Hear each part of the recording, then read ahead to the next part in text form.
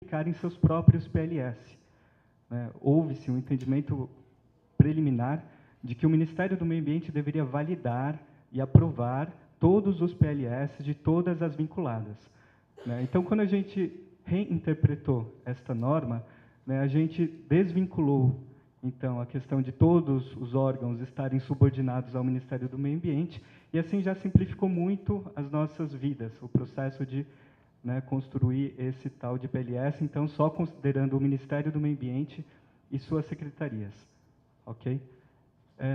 Outro ponto, aí agora falando um pouco de governança e métodos de trabalho, que aí já fica como sugestão também, é que no primeiro comitê, né, a tendência, assim, a orientação de sua presidência era basicamente de pegar os 5 artigos da IN 10/2012 e lotear entre os seus membros. Então, éramos 10 representantes, então cada dupla cuidava de um artigo. Então, essa era a orientação inicial, que com uma, 2 reuniões percebemos não funcionar, né, e preferimos reestudar, então, essa instrução normativa e criar um sumário que integrasse, então, que amarrasse melhor, fizesse as inter-relações entre esses artigos para montar um plano de gestão, né, não segmentado por artigo, mas tendo mais uma racionalidade, considerando, inclusive, um ciclo PDCA. E aí, então, entendemos que passamos a convidar, então, representantes de todas as vinculadas para contribuírem nas discussões. Né? Então, o Jardim Botânico do Rio, especialmente, e a ANA, já tinham muitas iniciativas de sustentabilidade nas contratações ou nos sistemas de logística. Então, eles sempre aportavam essas experiências que, né, que nos serviam de inspiração. A mesma coisa fizemos com os executores. Né? Toda vez que a parte de implementação envolveria já algum gerente de alguma área ou algum chefe de divisão, a gente já os convidava e, ao invés de criarmos a priori um plano para ele executar, pedíamos para ele fazer uma proposta de integração de sustentabilidade naquela divisão, ele nos apresentava, nós adaptávamos, procurávamos melhorar, e depois ele olhava e geralmente era sempre um ok, obrigado por ter melhorado. Então, esse plano, assim, na medida do possível, a gente procurou buscar realmente usar as forças dos executores, das bases, né, para poder, assim, ter um plano que a gente entende como razoável, enquanto primeira versão de PLS que a gente apresenta na sequência. Representação dos servidores. Né, tem um item que é obrigatório, que é considerar a qualidade de vida no ambiente de trabalho. Né, então, nesses momentos, a gente convidou a Associação dos Servidores do Ministério e também o grupo de gestão de pessoas, né, o pessoal que trabalhava com qualidade de vida, o pessoal que trabalhava com capacitação. Então, eles também participaram, geralmente trazendo propostas, né, de integração de sustentabilidade em suas áreas, à luz do nosso objetivo aqui, que era criar um plano de logística sustentável. Tivemos, de fato, 2 meses para trabalhar. Tudo bem, a instrução foi publicada lá em 2010, mas o comitê foi feito e desfeito por algumas portarias, né, até a gente chegar no arranjo final, e, de fato, tivemos apenas 2 meses para trabalhar. Né. Então, primeiro, definir bem o escopo, que é retirar as vinculadas deste documento, facilitou muito. Segundo, a gente usou de uma tecnologia muito simples, que é um editor de documentos online. A gente usou o Google Docs, né, que permitiu que todos, ao mesmo tempo, pudessem dar suas contribuições, fazer suas revisões, né, tudo online, sem a necessidade de idas e vindas de documentos, de necessidade de escalonamento de revisões. Né. Então, isso, em termos de TI, foi fundamental para a gente conseguir atender esse primeiro prazo, estabelecido pela primeira IN. Né. Então, daí que conseguimos entregar lá atrás, se não me engano, no mês de junho. Próximo, por favor. Bom, isso aqui é um pouco do resultado da integração daqueles 5 artigos mais normativos mesmo, ou orientativos, da IN 10/2012. Né, então, o que a gente fez? E tem coisa que ainda está sendo feita. Né? No caso da apresentação e sumário, não tivemos condições de elaborar bem estes textos, mas já tem alguns parágrafos lá que dão ideia do que seria uma apresentação e sumário executivo do plano. Mas aí, depois, colocamos o quê? Primeiro, explicando um pouco como que foi a elaboração deste PLS. incluindo o seu método, né, que usamos uma parte de orientações da A3P e outras publicações que deixamos aqui registradas ao final, e anexamos ou colocamos em apêndice todos os inventários e todos os diagnósticos de práticas de sustentabilidade do órgão. Então, em vez de contaminar e pesar o texto com tudo que o MMA já fazia ou já tinha, ou aquelas planilhas enormes de almoxarifado, a gente colocou isso tudo para apêndice, que não é uma obrigação da IN, mas foi uma opção do Ministério. Depois entra em si o plano propriamente dito, com 7 projetos. Vou nomeá-los. 3.1, compras sustentáveis. 3.2, obras e manutenção predial. Serviços sustentáveis. Qualidade de vida no ambiente de trabalho. Deslocamento sustentável. Comunicação para a sustentabilidade e capacitação para a sustentabilidade. E, na sequência, um capítulo para previsão, então, de instrumentos de monitoramento e avaliação do PLS e uma proposta de governança, né, que seria a criação de um novo comitê maior que abarcasse outros programas, inclusive o PLS, no âmbito do MMA. Bom, em cada um dos 7 projetos, que se desdobram em 10 subprojetos, a gente colocou, obrigatoriamente, o objetivo do projeto em si, já é um objetivo específico, o rol de iniciativas, né, que variou de 2 iniciativas até 12 iniciativas por projeto, a meta geral do projeto, a macrometa, uma tabela contendo o cronograma de implementação, se não me engano fizemos para um horizonte de 5 anos, os resultados esperados e uma matriz de responsabilidades que inclui, inclusive, o nome do servidor da determinada área, né, que está responsável por sistematizar as informações e repassar para o comitê gestor do PLS no âmbito do Ministério.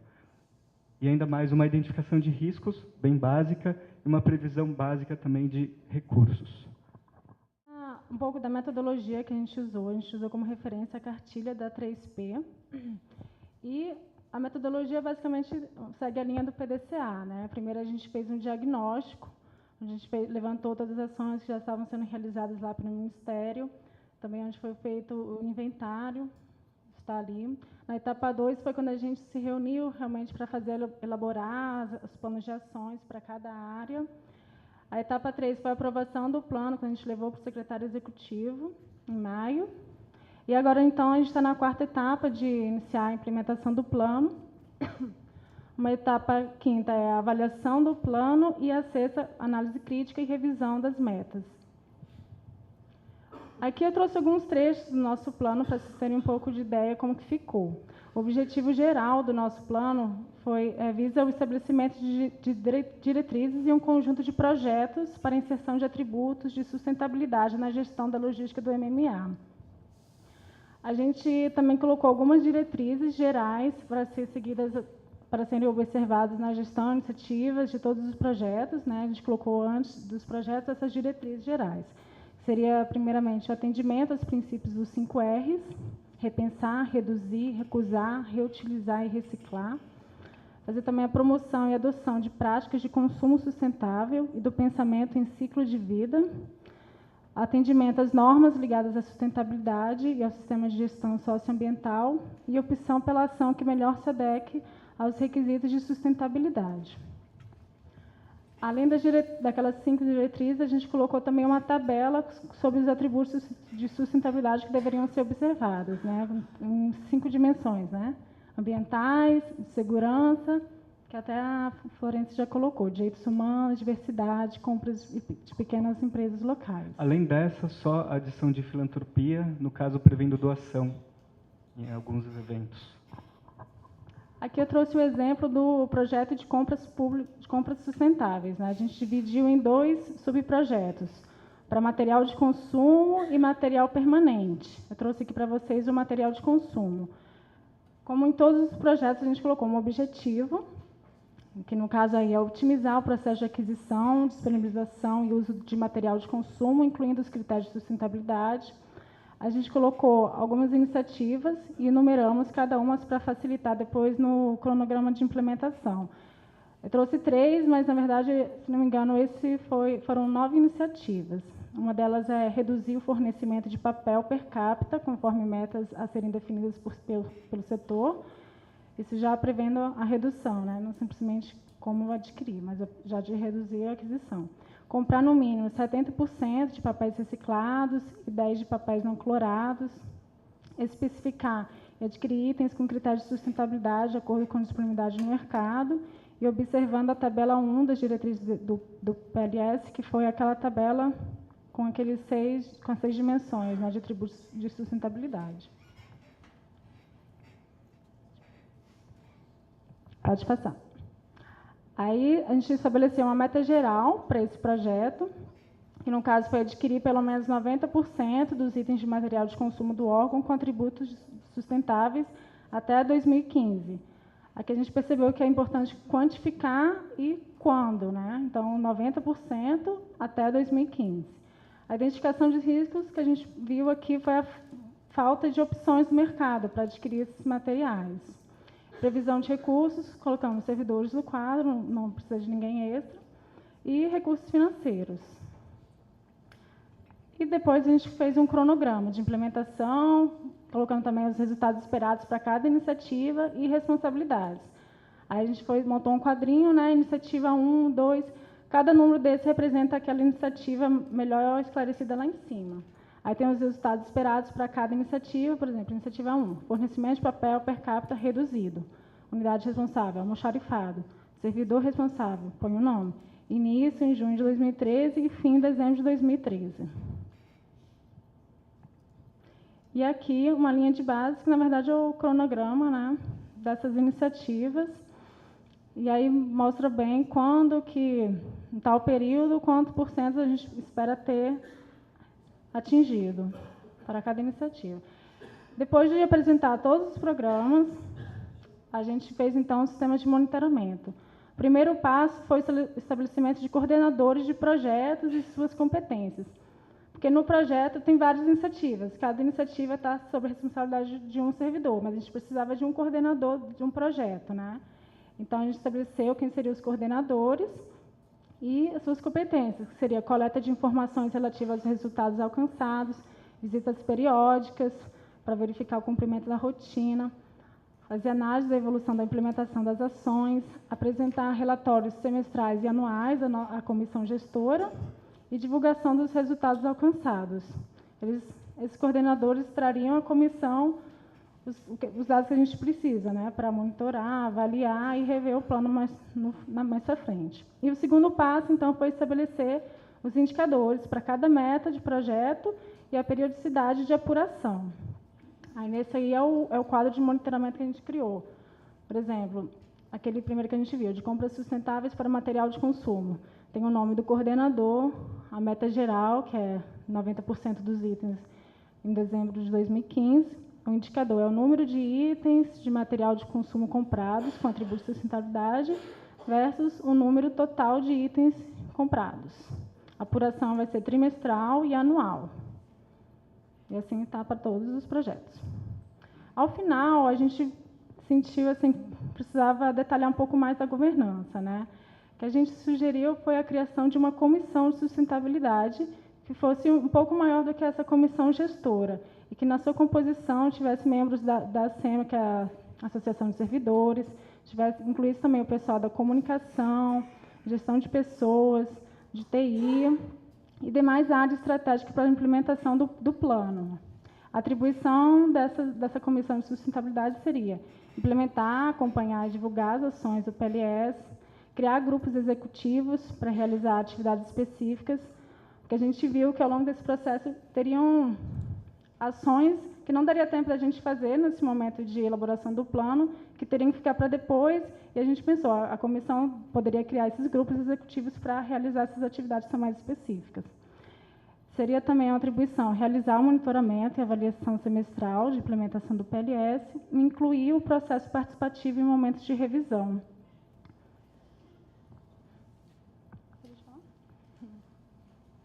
Aqui são, enfim, eu volto a alguns pontos que a gente considerou bastante relevantes, né, que ficam como sugestões, né, que é, primeiro, definir claramente o escopo e a abrangência do PLS, estabelecer um bom arranjo de governança, né, no caso do MMA, houve participação de áreas FIM, participação da SPOA participação da coordenadora de serviços gerais, participação da Associação de Servidores, do pessoal de gestão de pessoas, enfim, e foi um arranjo com bastantes representações que ajudaram a chegar nesse resultado mostrado rapidamente aqui.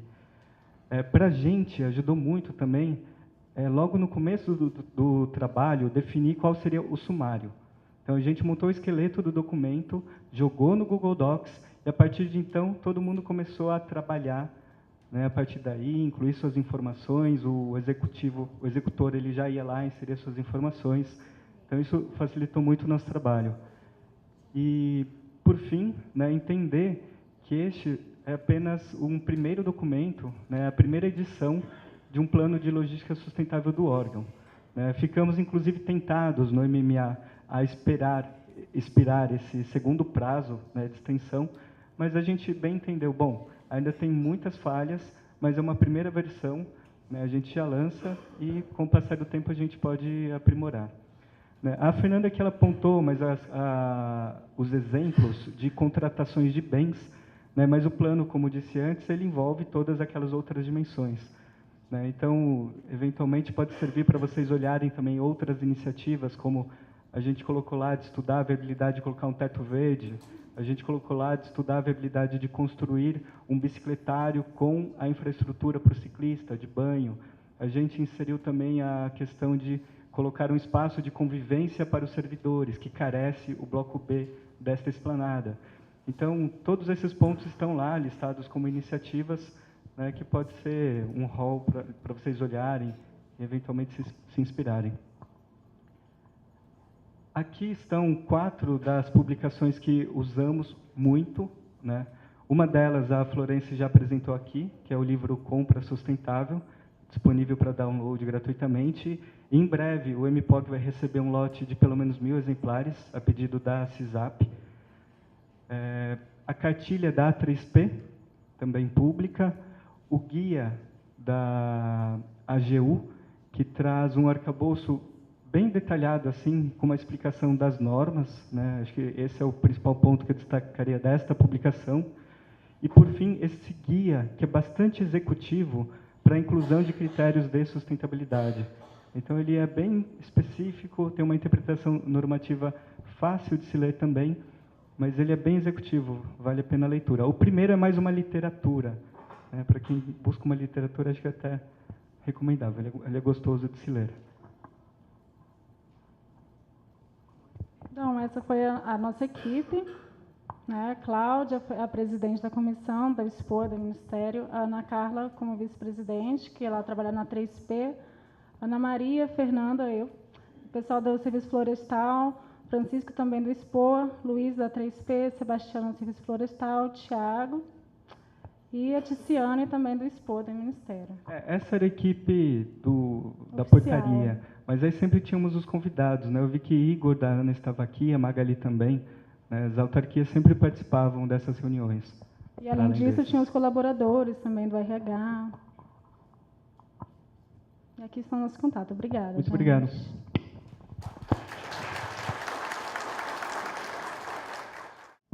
Obrigada, Tiago, Fernanda. Então, agora a gente abre aí para vocês, se tiverem alguma pergunta. Como a gente, acho que por causa do tempo, pode misturar tudo. Quem tiver pergunta, quem quiser trocar experiência, falar um pouco do seu caso. O Tiago e a Fernanda também vão ficar aqui mais um pouquinho, se tiverem dúvidas da apresentação deles. Acho que é um caso concreto, né? Então, eles já fizeram, já passaram acho, por várias dificuldades, vários obstáculos. Então, é mais palpável, né? Talvez seja interessante aproveitar aí que eles estão aí, tirar dúvidas, não colocar vocês em maus lençóis, mas talvez tirar dúvidas que eu acho que muitos estão tendo, né? Nesse processo de elaboração, implementação da comissão, para onde que manda, quem, né, inclui, quem não inclui. Então, por favor, levantem a mão, peço para que façam, antes de fazer a pergunta, se identifiquem, né, nome, cargo e instituição. Alguém? Boa tarde, meu nome é Esdron, sou do Ministério de Minas e Energia, sou administrador lá da Coordenação de Compras e Licitações. Vocês colocaram que tem um objetivo de, até 2015, alcançarem 90% dos itens de vocês com itens sustentáveis. Para vocês chegarem nesse número, vocês fizeram alguma pesquisa de mercado? Qual foi a metodologia que vocês usaram para chegar nesse número de 90%, porque a gente tem tido uma dificuldade muito grande de fazer essas contratações. Boa tarde, meu nome é Francisca Moraes, eu sou avaliadora do MEC, né, do INEP. E o que eu senti falta, se não ficou muito claro para mim, é como é que a logística reversa está envolvida, né? Como é que está se pensando a logística reversa dentro dos planos? A primeira questão é super simples, a resposta. O que gostaríamos, né, enquanto MMA, era adquirir 100% dos produtos sustentáveis hoje, né? A gente usou o critério de factibilidade também, mas assim, como intenção que a gente projeta, a gente não necessariamente quer bater aquela meta, mas aquilo que nos move. A gente quer chegar em 2015 podendo adquirir, né, e conseguindo especificar e conseguindo fomentar o desenvolvimento de novos produtos que atendam às especificações que de pouco em pouco a gente vai imputando no mercado.